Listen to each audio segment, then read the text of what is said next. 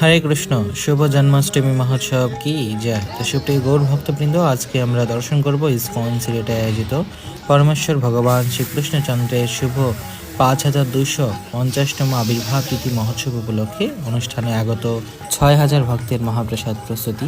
তো শাস্ত্রে উল্লেখ রয়েছে, পরমেশ্বর ভগবান শ্রীকৃষ্ণের এই জন্মাষ্টমী ব্রত যারা পালন করেন বা মধ্যরাত্রি পর্যন্ত উপবাস পালন করে থাকেন, তারা 1000 একাদশীর ফল লাভ করে থাকেন।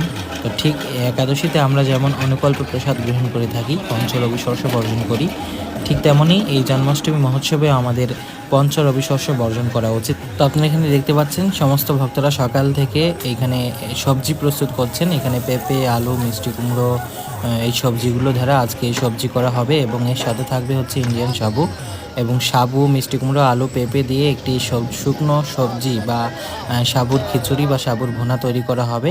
তারপরে আপনারা এখানে দেখতে পাচ্ছেন এখানে বড়